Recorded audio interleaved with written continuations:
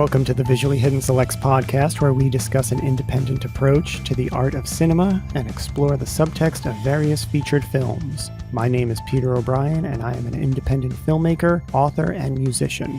Stephen Bendler and Anne Millville are still on hiatus, but like James Bond, they will return. Joining me again today is Mr. Johnny No Keys of Troublebound. Hello there. And award-winning film composer, Miss Louise Lynch. Hey, everybody. Good to be back. And today we're going to be talking about one of my all-time favorite science fiction films. In its particular genre, this one really does stand out.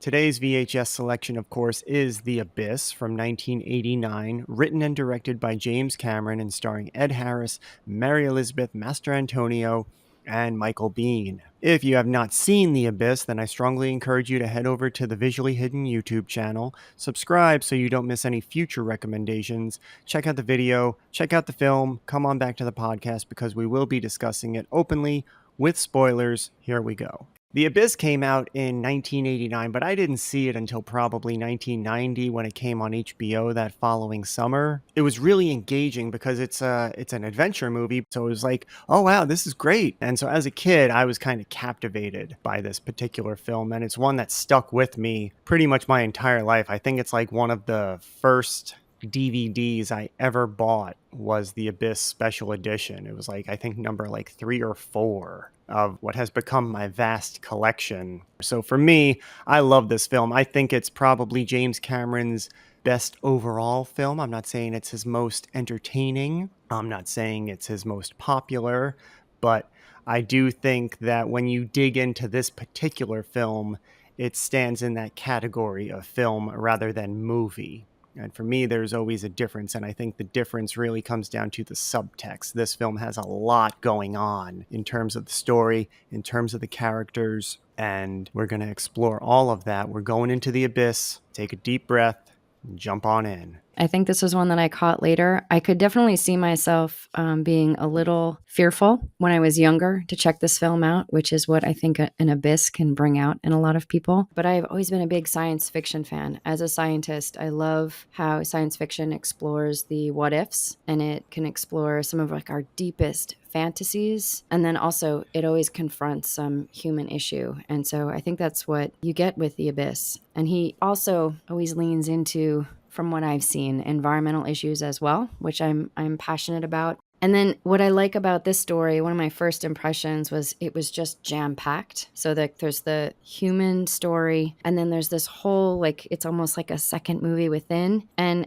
you know, that could have been left to the side and just left mysterious. And I think sometimes that happens in films, but he really leaned into this second story and this huge what if that comes up at the end. And so I think I've always liked that about this film. Sometimes I forget about the NTIs and that like last third of the film that happens, because the human exploration is huge and the exploration of the abyss is big. And then you get to meet these other sentient beings, not even quite sure where they're from. And so there's just a lot jam-packed into this story. There's a lot of what ifs that are explored here. I didn't see this movie until later in life. It seems familiar, like when I went and was like, oh, this is Abyss movie. I've never seen it. You hear things about it just from reading about film, watching film, you know, seeing previews on DVDs and stuff that are still on there. You're just like, I gotta check this movie out. I've heard of it. So you buy it and you watch it, and I was like, man, this is really like something special. Especially when you hear James Cameron, you're like, I gotta check it out, you know, True Lies and, you know, all these other movies that you love so much. And I was like, wow, man, you don't see like visually amazing sets and underwater sequences and things like this anymore. I mean, it's just so realistic. Like, I don't even know the technical, you know, hey, what's a model? What's this? What's that? It just all looks real to me. And I'm like, all this stuff would be CGI nowadays. And you'd just be like, all right. This, you're just like, oh my God, we're really thousands of feet underneath the water, and it's claustrophobic and scary. And it almost, it's funny because until you see like some of the underwater stuff, it almost like inside the subs and all that stuff, it almost feels like an alien movie. It's got that great claustrophobia that builds tension amongst other things. And there's a great score that swells up in the beginning when the title screen comes on, and then it just cuts out to like the quiet of the deep. And great characters, all the characters are different, they're distinguishable. You don't have that nowadays. You don't have likable characters a lot Mm-hmm. nowadays. They don't develop their personalities at all. Here it's like you realize how good the writing is because you almost know everybody's distinguished and different personality almost right away, just from one line or two lines or certain actions, like when One Knight goes to pinch him with the arm and says, "Come on, let's get back to the ship." And like Louise said, like there's a lot of the mystery of the deep. No one's ever been certain depths all the way down and what's hiding under there. And then to think that it might be extraterrestrial or alien beings you would never even imagine in a million years. But it plays to your deepest fantasies, but it also plays to like your deepest fears as well. I love how this film really does hit the ground running. Even over the opening studio logo, you hear like the ping of the sonar, Hmm. and Yeah, just like you're like instantly in the abyss. The movie starts down there and it stays down there, but then while you're down there, it just continues to like turn the dial up. Like it is like nonstop conflict from the get-go. You have the sub crashing, okay, and then you got to bring in the SEAL team, then you got to move the rig, then they go into the sub and they encounter all of the death and destruction. And then they kind of first encounter the NTIs for themselves. All right, what the heck was that? Meanwhile, one of the main characters is dealing with pressure sickness. So now he's becoming unstable and everybody's kind of working around him. And they go and rescue a nuclear warhead. Okay, what the heck is going on? And then the crane falls on them and drags them halfway across the ocean floor and perches them on a cliff over the abyss. It's like the dial just keeps going up in this film, and the stakes continue to raise throughout the film. And so it's very engaging. The pacing of the film, it really moves because there is so much action. And when there isn't action going on, the characters themselves are really engaging because of their performances. And it has a lot of momentum. For being in a stationary location, this movie really moves.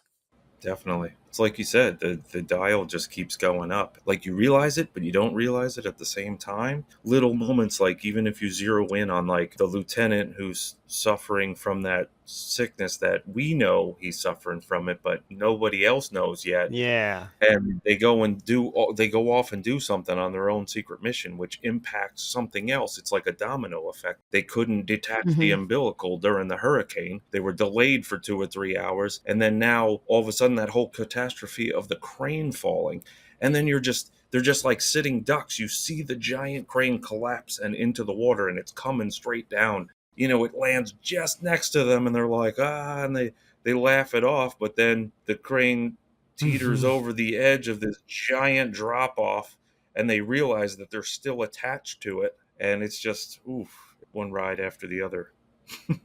One thing I like about that scene in particular is that it builds the tension, but it's still believable. Like there are some action movies I love, but you watch them because the action sometimes is like unbelievable. It's like people jumping off of buildings onto planes and all this wild stuff. But with the crane coming down, it's possible that that could happen, and I think it's you just get pulled in a little bit stronger because you're kind of just waiting with them within the context of where they are. It works really well. And the characters too, I can't stress this enough. They're all great, well developed characters, but they're not over the top characters. They're not larger than life characters. They are regular, everyday Mhm. people, and that really comes across not only in the casting and the performance, but also in, like Johnny said, in the writing. You identify these characters and what they're about almost instantly because of the way that they're introduced, and that is not verbal written, it's not dialogue, but it's in the script, it's on the page. Like that is how they were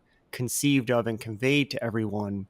Ed Harris, he's not Arnold Schwarzenegger. He's not this big, strong, muscular hero guy who can like save everybody on his back and swim to the surface. Like He doesn't have anything extraordinary in regard to his physical being, and he's not a superhero. He doesn't have any superpowers. He is just a normal, everyday working Joe and trying to get his job done. And he's pulled into this extraordinary situation. I like with his quality too that he is a normal guy, but then that is also, it's shown that some of his qualities and being a good man is not that common. It's something absent in leaders that the NTIs are watching and whoever's making the decisions in some of the events that are occurring above the surface. So he's a normal guy, but in some ways he's also pretty unique. One of my favorite scenes is near the beginning when he takes his wedding ring and drops it into the chemical toilet and he slams the door like he and Lindsay just had this big fight and he drops her into the abyss of the chemical toilet and then he goes The back drainage. and he fishes it out because that ring is a symbol to him and it's something that comes back later in the film when the rig gets damaged and it actually saves his life from the door closing and cutting him off and letting him drown. And then it comes back around again later when he and Lindsay reconcile. So that symbol of their love is what saves him in the end. And then the NTIs pick up on that because they see his sacrifice at the end. And that's why they spare humanity, because they realize there is good in this species as represented by Bud. One of the things I like about that wedding ring scene also is the behavior that Bud exhibits. So there's when he kind of blows his top, and he's human, so people do that. But then something that is unique about him is that he can cool down and then reassess and respond. If we were really in the situation of this film, I would be grateful that Bud was the one representing us to the NTIs. That comes in like almost right at the beginning, when he's first introduced, he gets Yes. that call from topside and he's like, I'm calm. I'm a calm person. And then he blows his top. Yep. And then he goes and tells everybody, like, listen, everybody out of the pool, this is what's going on. Let's go find out. And even when they're talking, though, in that scene, he's very serious. He's very direct. And he's thinking about the big picture. And he's thinking about everybody that he's responsible for. He's thinking about everybody's life that is on the line in this proposed situation. So that comes across throughout the entire film for his character. He doesn't really have so much of an arc as a character because he is very much who he is at the end. It's just we get to see the lengths to which he will take that character. Another credit to the writing. They indicate to you that this character of Bud and Lindsay, they're married, but that they don't see each other, or really, it's not really like a healthy working marriage. That gives you a little look into what their chemistry and what their relationship is like. And he throws the ring in the blue water, and then he's like, you see him thinking about it, and then he goes and puts his hand into the blue water and puts the ring back on his finger. It's also a symbol like he's not willing to give up on it yet either. I agree. I think it shows his grit.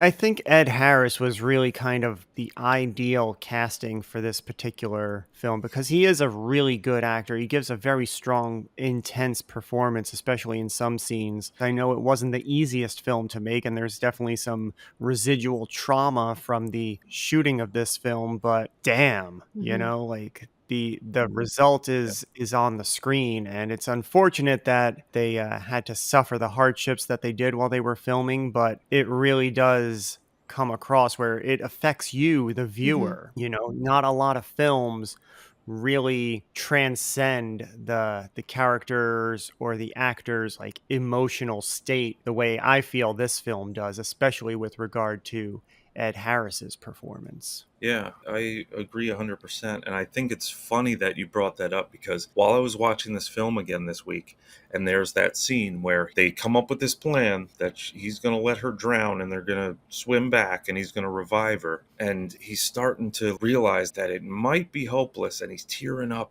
And then he takes a minute and you can see it in his face. He's really on the verge of being heartbroken. And he's like, I'm not giving up. And he goes back and work on her until she comes back. And that's it kind of plays into the whole not giving up on her, not giving up on this relationship. But also it had me thinking at that exact moment when I saw the acting and his eyes tearing up and everything. I was like, I can't imagine anybody else doing such a believable but such a perfect job on this character and this role. They really got the right guy for this. Yeah. Yeah, Yeah. you're right. Like Really there it well is. There it called. is again. And I think one thing that always amazes me about that scene in particular is that the camera is staring at him, that he's acting and just putting all of that emotion out there and he's staring at a lens, that's in the ground. Yeah, he really like you forget the technical Mhm. setups that are involved and you are really in the moment with that character because of how intensely he believes it Mhm. and how strong he's coming across. Like you completely forget like they're on a set and she's actually alive and everybody's okay and they're going to go home, at the end of the day they're going to go to their hotel room and be nice and warm and cozy. Mhm. You forget all of that and you are just in that moment with that man staring at the loss of his life and not willing to let it go. And it's just like, holy shit, that is like powerful. I am hard pressed to think of a more emotionally engaging scene from another film. Mhm. And I'm open to suggestions. That's proof of masters of their Mhm. craft. You're in the moment. You're believing that you're there with Bud and Lindsay and the whole crew because it's so believable and it's so real.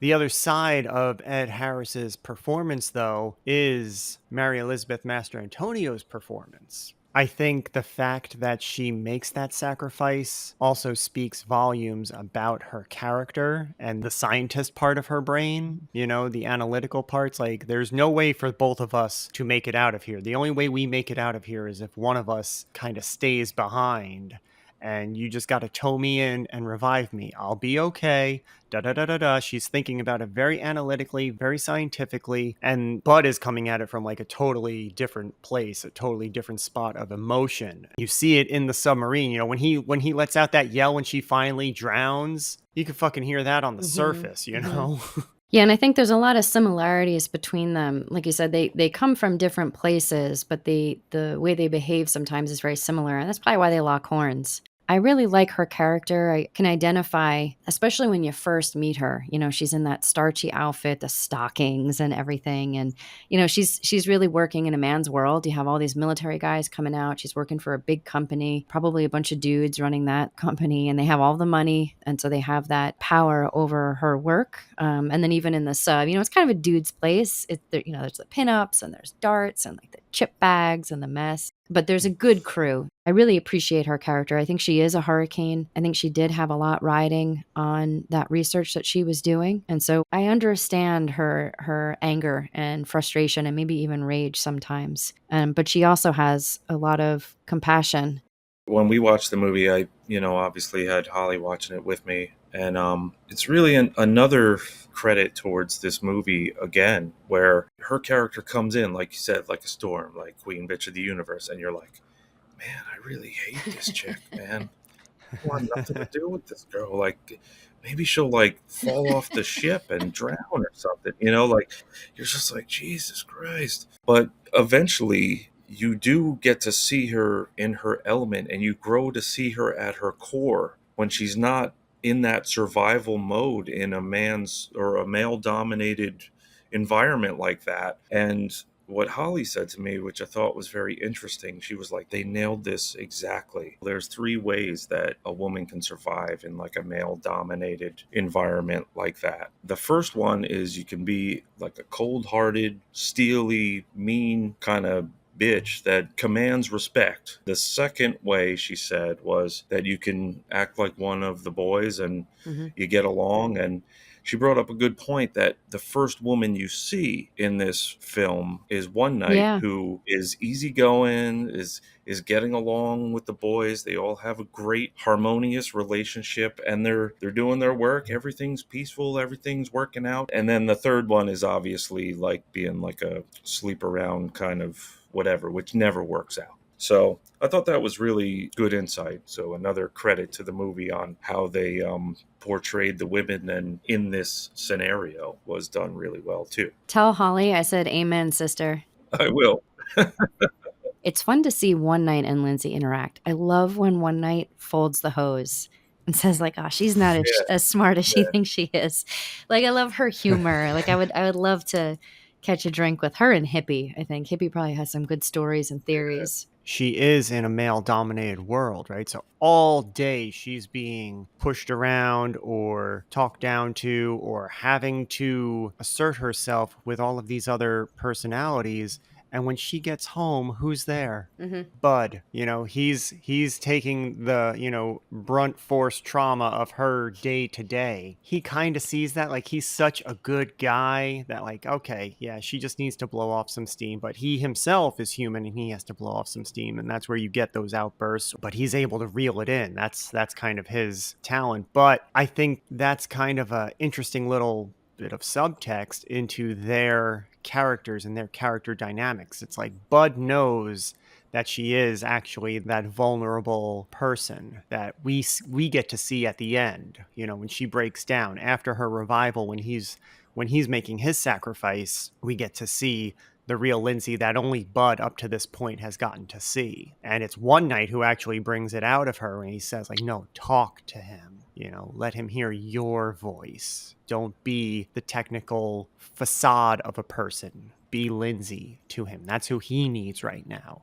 So One Night knows both of them. One Night gets Yeah, it, yeah, she does. and she helps her kind of come out of that shell a little bit. And as the audience, it's like, okay, yeah, now we're getting to see what Bud saw all along. We up to that point, we kind of see glimpses of it here and there. We know that she can be charming, she can be fun and easygoing. It's not apparent right away, but there are glimpses of it throughout the film. I mentioned before that Bud doesn't exactly have an arc, but Lindsay has a tremendous arc, from the character you see step off the helicopter in the beginning to the woman standing with Bud at the end. She's in that starchy dress with the stockings, and then she's in basically her pajamas and Yeah. like his clothes, with her hair all teased out. It's like a completely different person at the end of this film. That's a real credit to James Cameron as the writer and director, but also Mary Elizabeth Masterantonio as the performer and as the person who takes those words on the page and brings it to life. And now a word from our sponsor. This podcast is brought to you by Visually Hidden Selects.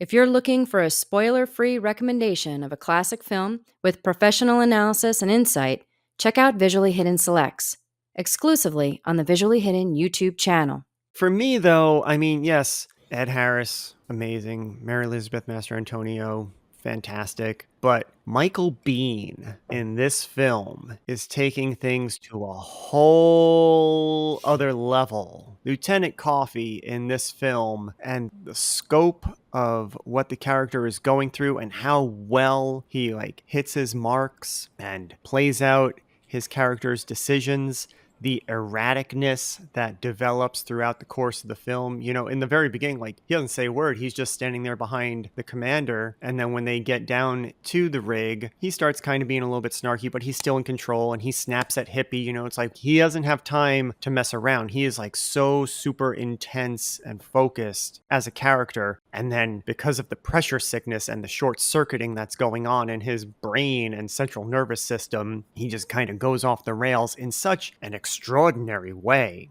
that's still completely in tune with the character that we're introduced to. It's just amplified. And honestly, I didn't know it was Michael Biehn for a long freaking time. It's one of those things where it's like the character has a mustache, you don't recognize him. He's Clark Kenting us. Yeah. Yeah. I wonder if they also did that because when they go in to check out the remains of the sub crash and they're just wearing these full suits, you can only really see their faces and the helmets and all that stuff. It's him because of the mustache. You know what I mean? Like you say, okay, I know who that is. This is probably his high water mark insofar as displaying his dramatic skills go. Right. I think it makes him a good villain. That is sometimes one thing that I feel kind of crummy about. He is the antagonist. He's not necessarily a villain, but that the pressure sickness kind of pushes him there, especially with the authority and the power distance he has that's higher than the rest of them. Sometimes I get bummed out about his fate in the story. Right. I wish he could have seen what comes up from the water at the end of the story.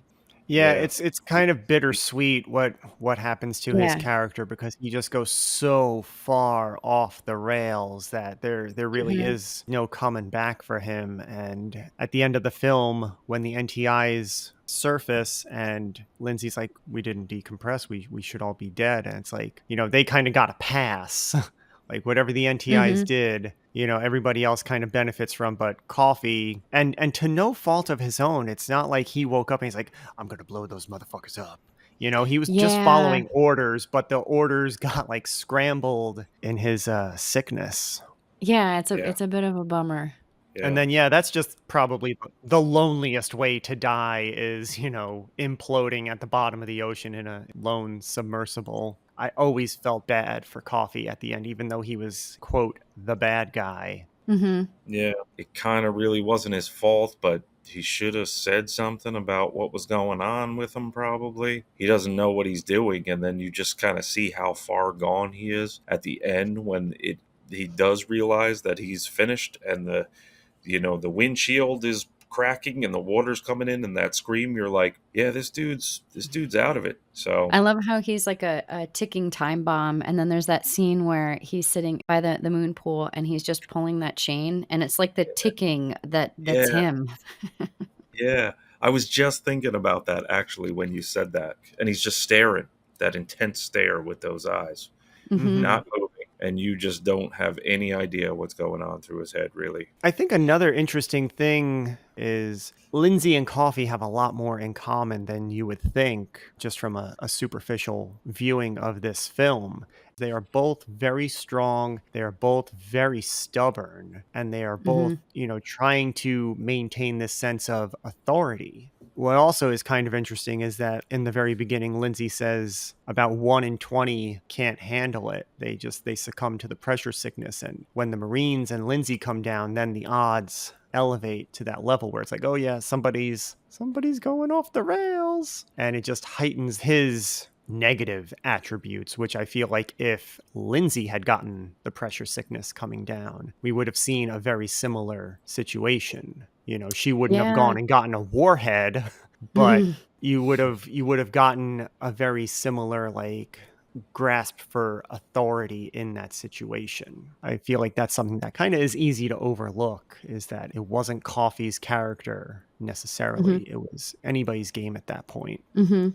If we could jump into the supporting cast quick. I really like Hippie. I think he's one of my, Jammer and the Hammer, they're great. One Night too, like she's funny. I love when she's gonna pinch, the rear end of whoever's in the suit. But I really like Hippie. He's got a lot of great like little one-liners. He's got fun, way out there theories that he shares. His musical taste is a little different.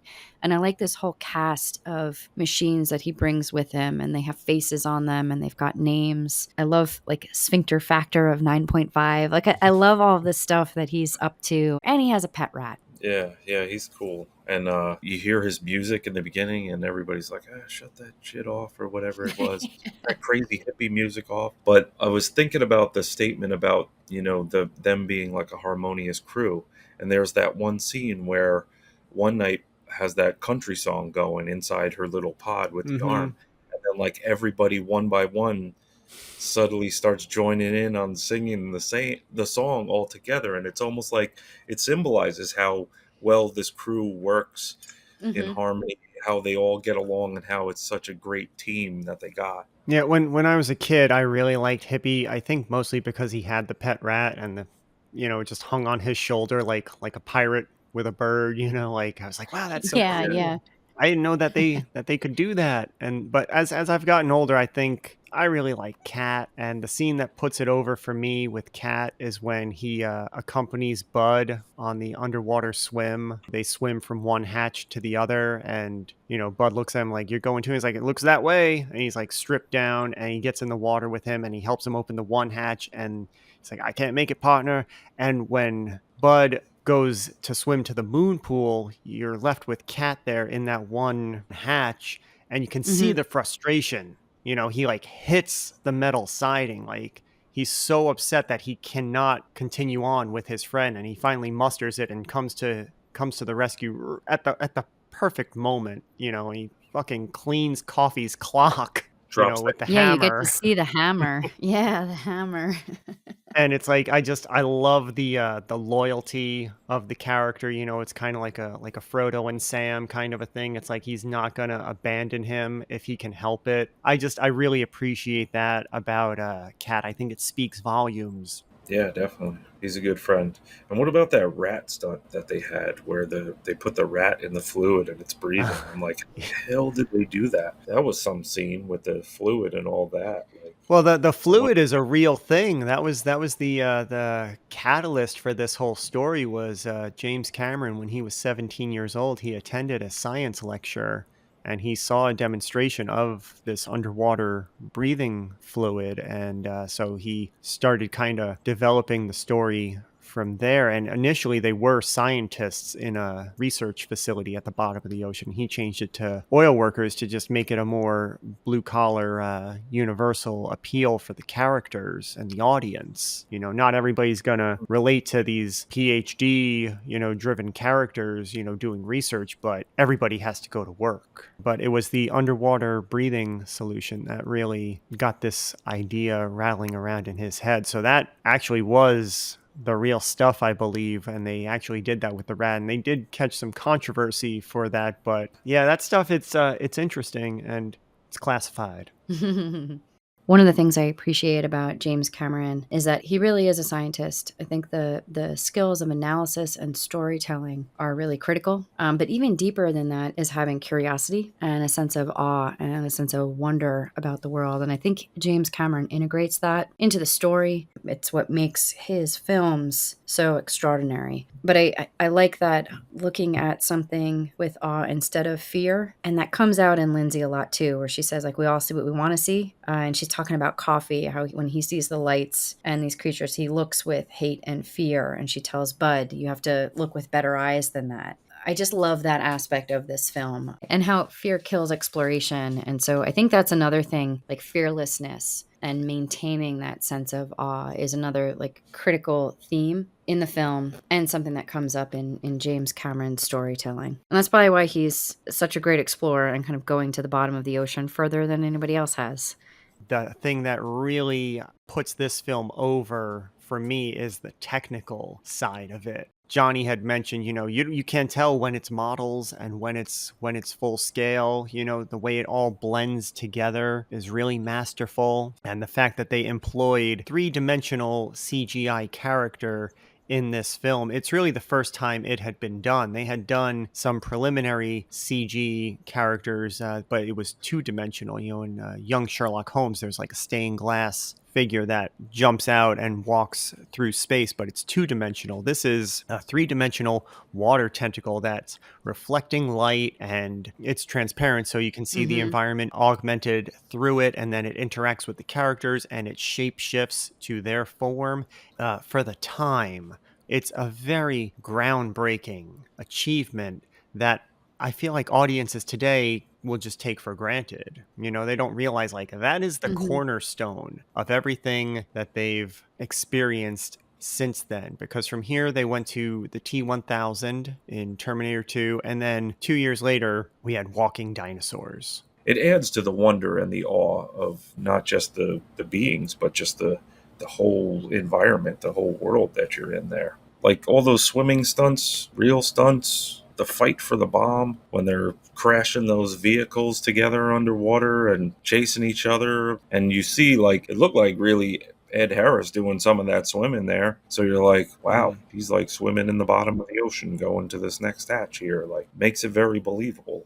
Right, and even the helmets. I know that the helmets were made so there would be more of the actors' faces would be visible, and I think that's somebody who's good at storytelling, knows that that's important, but then also has a grasp of the technology involved in being underwater and like pushing that. They're like, we need to do this because if we're going to tell this story and tell it well, people's faces should be visible. So I thought that was something else that kind of struck me as fascinating because he's kind of has his feet in different disciplines. Yeah, this film really is just a technical triumph, not only in terms of what is on screen, but also what was happening behind the scenes, with the divers' helmets, but then also even the lights that they used to film underwater. They had to develop new lighting technology that was then employed by NASA. Hmm. So the ripple effect, no pun intended, of this film is really outstanding when you take a step back and think about it. You know, it improved computer generated images for film and commercial use. It changed the way that divers can communicate and interact underwater, but then it also developed all this other technology along with it. Again, for me, it's a very underrated film.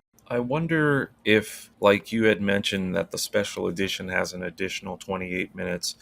I didn't get a chance to actually watch the theatrical version of it Hmm. to compare, but I wonder if that's the theatrical version, if it's missing 28 minutes and it seems kind of like weird and choppy because of missing that footage, if maybe that's why people never latched onto it, because it was missing critical parts that made it more impactful or more of a completed piece of work. Mm-hmm. You know what I mean? I wonder if that has something to do with it. I think that's a really good point. I know that especially with the tidal wave sequence at the end, that was not in the theatrical version, and to me, that's really kind of the thing that drives the whole Hmm. story point home. And that was something that came out of the special edition. In addition to other just little character moments here and there, but they wanted to trim it down to get it in under 2.5 hours so they could have more screenings throughout the day. And it was a successful film. Like it was successful at the box office, but I think it just doesn't have the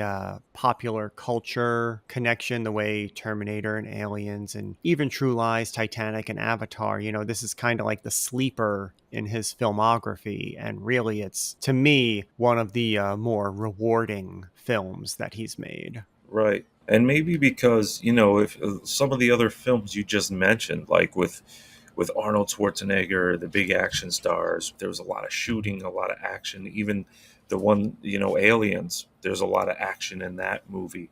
I Hmm. wonder if it just kind of got lost in the shuffle because there was no like real gunfire or, things that were so popular in action movies at the time. And not to say that this movie isn't like very suspenseful and engaging, like you said. With the special edition, it's almost 3 hours, but it doesn't seem like it's that long. Yeah, and I think Or, like a lot of science fiction films, it confronts some things that might be uncomfortable. You know, when they're in the beginning of the film, they have like snapshots of people that are getting interviewed by a news reporter, and there's one guy that always, what he says kind of rings in my ears. He says something like, like, what's going on in the world is kind of crazy. I just don't think about it. And I think that's what a lot of people end up doing because there's just a lot of like big, heavy stuff going on. And I think this film kind of pushes back on that approach. I think that's another thing. It just kind of confronts some of those human issues that we deal with, whether it's, the Cold War or any other kind of conflict. And so I think it's just a lot for people to swallow. I think one of the great things about the film, yeah, it is, talking about the Cold War, but you can put anything in that spot. You know, it doesn't have to be the Cold War, in the United States and Russia. Like, it could be any conflict. You know, I think that's really the bigger picture, and the main message is like, what's wrong with you people? What's wrong with you, with your species? You know, like, why do you do all this hurt and hate Hmm. and nonsense to each other? It's not necessary. Move on. Yeah, and unfortunately, we have not gotten past being afraid of what's different or being afraid Yeah. of what we can't see. I have a couple things in my notes. Just amazing scenes with Bud and the free fall to the bottom, like 3.5 miles, and Insane. yeah, his face in that pink liquid, and just his eyes look a little crazy. You could tell he's going through like these changes in his body and the pressures, and Mm-hmm. that was pretty wild scene. And how they show he has this little beacon of light in this infinite darkness as he Mm-hmm. keeps ascending. you Hmm. know, to try and imagine doing that or to volunteer to do something like that, you're like, I don't know. I don't know if I could do Yeah, it. it's nauseating. Jumping back to raising the stakes and the increasing conflict, and the increasing like volume of tension in this film. He gets to the bottom. He opens up the capsule. Great. Now he has to cut the right wire, and they are identical. It's like, Yeah. fuck. You just can't catch Yeah. a break. Yeah, that's what we were thinking. We were like, why would they make both the wires striped wires? Like, why wouldn't one be a solid one and the other one could be striped, you know? And of course, you can't distinguish the color because his lights have all gone out and he just has that green glow stick, which of Yeah. course is going to throw off the hint of everything, and you're like, "Oh god." The yellow and black wire or the white and blue wire? Yeah. White and blue. So yellow and blue and white and black, and oh god. I think a lot of like the moments that we've all described and that we like are connected to the subtext of the abyss. And like this film is like dripping with subtext when it comes to the idea of an abyss and how it can be like physical or metaphorical abyss, and basically it's just a void, right? And so the story starts out with like the physical one, the bottom of this pit, this chasm, but it can also be something that's just perceived as endless or perceived as bottomless or seemingly unknown. And I think people react differently to an abyss, whether it's a physical geographical thing or a metaphorical one. And I think all of the characters, we see all of the different responses and that kind of continuum of responses that people can have to something that is bottomless and endless. And it can be fear, and it can range all the way to curiosity and awe. All of those moments that we love are when they are facing some sort of abyss. Like even Peter, you brought up the ring, and like we all got a chuckle and we love that, but like he's like reaching into the abyss in the toilet. But then there's like the depths of the gulf, and we just talked about Bud like dropping down into it. There's the moral and ethical depths and abyss that are leading to like a potential war above the surface that's going on.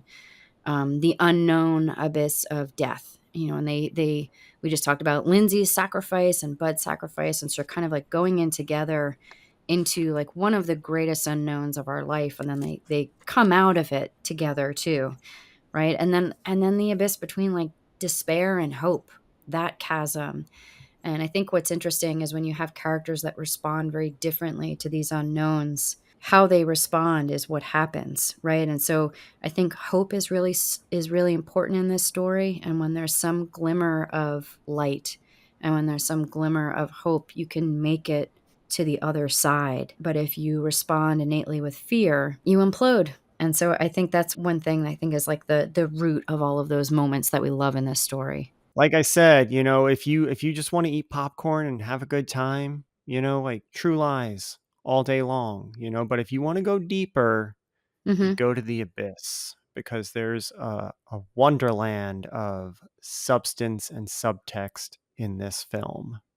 That will about do it for us here today at the Visually Hidden Selects podcast. I would like to thank both of my guests. First, Mr. Johnny No Keys for making the time to discuss The Abyss and Conan last week with us. It really means a lot to me that you took the time to participate and be involved, and I really appreciate your insights and your conversation. It was good talking. Yeah, definitely had a lot of fun doing it. I appreciate the invite, and hopefully you'll have me back sometime to talk some more movie and film, because you know that I love it. You got it. Thanks so much, man. And of course, Miss Louise Lynch for again making the time to discuss this film and dissect it and analyze it. Your scientific background and approach has not gone unappreciated here. Thanks so much. It was a pleasure to join and a pleasure to get to watch this film and think about it more analytically.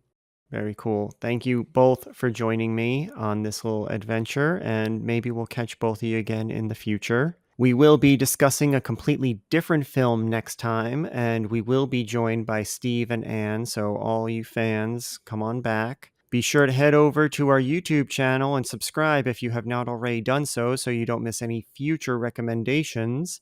You can catch Johnny No Keys playing with Troublebound here, there, and everywhere. Louise Lynch, you can find her music over on Spotify as well as Apple Music and wherever you purchase and stream digital music. I'm Peter O'Brien, and you can find me over on Instagram as well as Letterboxd, and follow me and see what I've been watching and find out what I think. And until next time, keep your pantyhose on.